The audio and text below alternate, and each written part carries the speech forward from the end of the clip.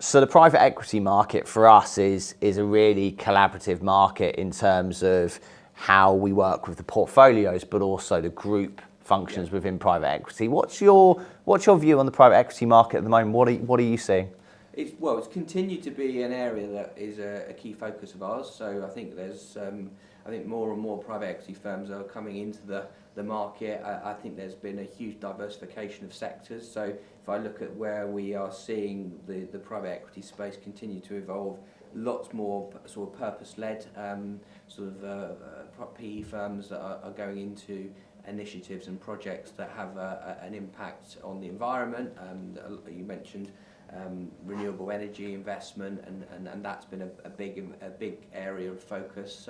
We've worked with quite a few firms this year that have got sort of infrastructure sort of linkage into that part of the market as well. I think it goes back to how private equity for me for many years used to work as sort of anonymous firms in the market, and you didn't really have much opportunity to sort of know who they were or what they were looking to do. I think they've come back into the limelight in more recent years. Yeah. And I think how HR has enabled private equity firms to really develop their proposition is simple in my mind, where the talent side of the organisation and the decision around how the portfolios are growing have now come back into HR's mandate, as opposed to when I first started recruiting into that space. It was very much the portfolio managers would control anything to do with the portfolio, including the kind of the talent and the HR component there. So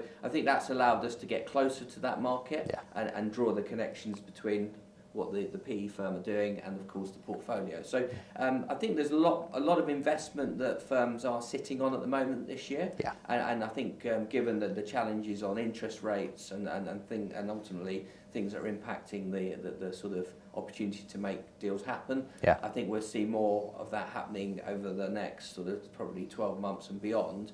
But again, a lot of these firms are still upgrading, hiring, bringing in senior hires, chief talent officers, chief people officers, to not only look after their internal employees, but actually looking more and more at further acquisitions and building out their portfolio. So it's a big part of our focus, and each year we're continuing to work with more and more businesses in that particular area.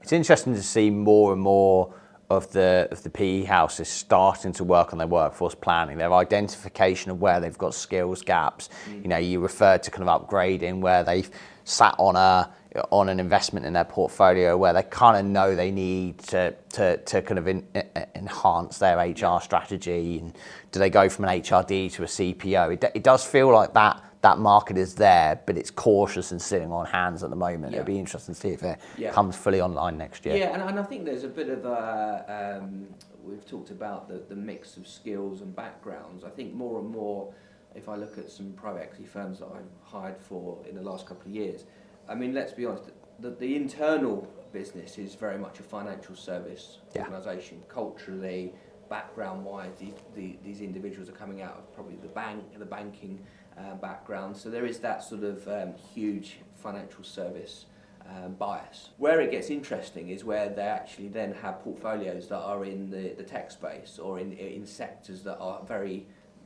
very different to their own backgrounds. Yeah. So they're having to then do a lot more, I suppose, proactive work to bring in talent that know how to scale and build out a portfolio that might be, as I say, a technology business. And again, one of the successes that we had was working on a PE organisation that were linked to a technology bias with a number of portfolios in that space.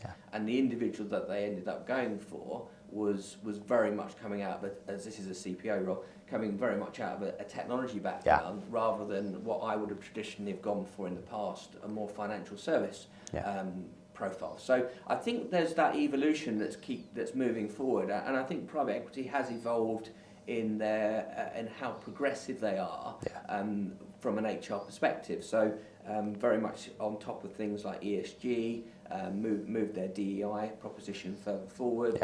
A lot of private equity have to be much more agile because they're in the M&A market, so they do need to bring in people that have the pace, the agility, and they're dynamic enough to keep up with the objectives of where they're growing. And that has, I think, been a challenge for quite a lot of the old guard in HR that worked in private equity to either upgrade or indeed are they fit for the next chapter in many ways. It's interesting because one of the things that gets thrown at PE or certainly PE-backed businesses is a short-termist view. And given some of the challenges around funding, acquisitions, going to IPO, I think a lot of these organisations are having to have a bit more of a mid to long-term view. So one of the key themes that we've seen when hiring certainly CPOs and HRDs into these businesses is we probably want to do an event over the next 2 to 3 years. What can we do to maximise value? And a big theme has been around, integration, harmonisation. We've got a business that's a bit scattered. We need to bring together. We need to move it from being very decentralised to a bit leaner. And a bit more effective and efficient to drive EBITDA growth. So that's been really interesting. The searches we've had have got a 2 to 3 year sales cycle versus we need someone to come in, we're going to do a deal in 12 months. So that long-term view seems to be in the market much more than previously. Yeah, no, very interesting.